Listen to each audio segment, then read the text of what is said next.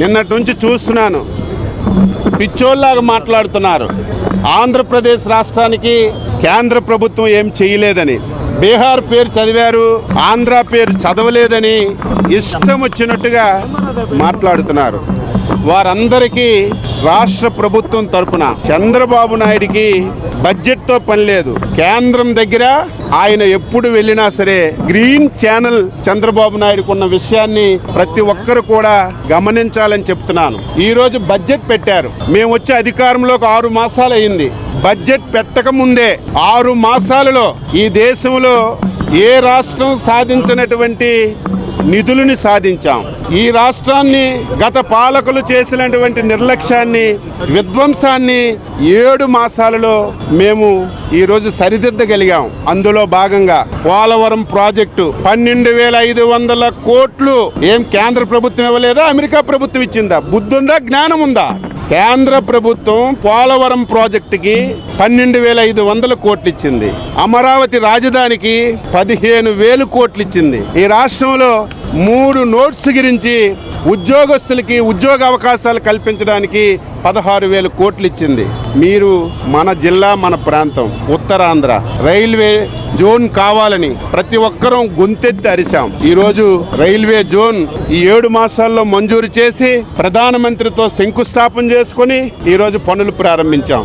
ఇదంతా ఎందుకు? విశాఖ ఉక్కు ఆంధ్రుల హక్కు. చాలా మంది ప్రాణ త్యాగాలు చేసి విశాఖ ఉక్కును సాధించారు. చాలా సందర్భాల్లో విశాఖ ఉక్కు నష్టాల్లోకి వెళ్ళేటప్పుడు, ప్రైవేటైజేషన్ అయిపోతున్నటువంటి సమయంలో, ఆ రోజు 2000 సంవత్సరంలో చంద్రబాబు నాయకత్వంలో దివంగత నేత ఎర్రన్నాయుడు గారి సహకారంతో 1300 కోట్లు తెచ్చి ఆ రోజు కూడా విశాఖ ఉక్కుని కాపాడినటువంటి పార్టీ తెలుగుదేశం పార్టీ.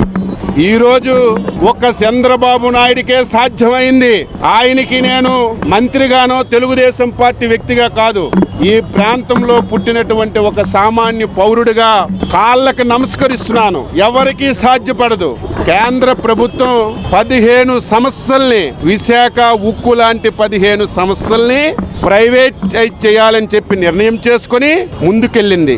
ఒకసారి కేంద్ర ప్రభుత్వం ప్రైవేటైజేషన్ అనే నిర్ణయం తీసుకున్న తర్వాత అది వెనక్కి వచ్చిన సందర్భాలు భారతదేశ చరిత్రలో ఎప్పుడు మనం చూడలేదు. ఫస్ట్ టైం చంద్రబాబు నాయకత్వంలో ప్రైవేటైజేషన్ ఉన్నటువంటి లిస్టు నుంచి విశాఖ స్టీల్ ప్లాంట్ ని తప్పించి మళ్ళీ ఇది ప్రభుత్వ రంగ సంస్థగా పనిచేస్తుంది. దీనికి 12,500 కోట్లు డబ్బిస్తున్నాం, అవసరమైతే మళ్ళీ ఇస్తామని స్పష్టంగా ప్రకటించిందంటే that is Chandrababu Naidu, that is NDA ప్రభుత్వం. ఇవన్నీ తెలియకుండా ఏదో బడ్జెట్లో పేరు చదవలేదని, బడ్జెట్లో నిధులు ఇవ్వలేదని పిచ్చి మాటలు మాట్లాడుతున్నారు. దీనన్నింటికీ మించి వైసీపీ ఎవరైతే వాగుతున్నారో, కేంద్ర ప్రభుత్వం జల్ జీవన్ మిషన్ కింద ఈ దేశంలో ఉన్న ప్రతి ఇంటికి స్వచ్ఛందంగా నీరివ్వాలని ఒక ప్రోగ్రాం పెడితే గత 5 సంవత్సరాలు దుర్మార్గమైన ప్రభుత్వం ఒక్క పైసా వాడుకోకుండా తెచ్చిన నిధులన్నీ దుర్వినియోగం చేసి ఎక్కడ కూడా నీరిచ్చిన పరిస్థితి లేదు. భయపడ్డాం. ఆ ప్రాజెక్టు 2025తో కేంద్ర ప్రభుత్వం మూసేస్తుంది. ఈ రాష్ట్రంలో ఎక్కడ ఒక పైపు ద్వారా ఒక ఇంటికి నీరివ్వలేదు. ఈ రోజు అంత డబ్బు ఎక్కడి నుంచి తెస్తామని ఆందోళన చెంది 7 మాసాల్లో 70 సార్లు చంద్రబాబు నాయుడు గారు ప్రధానమంత్రి కలిసి జల్ జీవన్ మిషన్ కార్యక్రమాన్ని 2025తో క్లోజ్ చేయకుండా దీన్ని పొడిగించండి, మేము వాడుకుంటాం, 5 సంవత్సరాల్లో ప్రతి ఇంటికి నీరిస్తామని చంద్రబాబు నాయుడు గారి యొక్క రిక్వెస్ట్ ని ప్రధానమంత్రి గారు స్పందించి జల్ జీవన్ మిషన్ ని 2028వ సంవత్సరం వరకు పొడిగించారు. ఇది చంద్రబాబు నాయుడు గారు సాధించినటువంటి ఘన విజయం అని చెప్పి తెలియజేస్తున్నాను. ఇప్పటికే 80,000 కోట్ల రూపాయలతో కేంద్ర ప్రభుత్వానికి ప్రతిపాదనలు పంపించాం.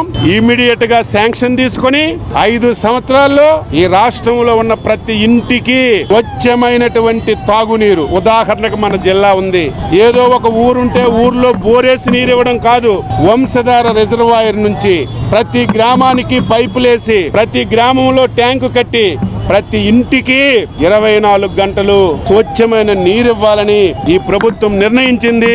నిన్న బడ్జెట్ లో సాధించినటువంటి విజయాలు. ఈ రోజు బడ్జెట్ తో సంబంధం లేదు. రేపు మళ్ళీ ఏ నిధులు కావాలన్నా, ఏ పథకం కావాలన్నా ఈజీగా తెచ్చుకునే స్వేచ్ఛ గ్రీన్ ఛానల్ చంద్రబాబు నాయుడుకు ఉందని ప్రతి ఒక్కరూ గమనించమని చెప్పి కోరుతున్నాను. విజ్ఞానం, వినోదం, విశ్లేషణ అనే సరికొత్త కాన్సెప్ట్ తో మన ముందుకొచ్చింది వి టాక్ టీవీ.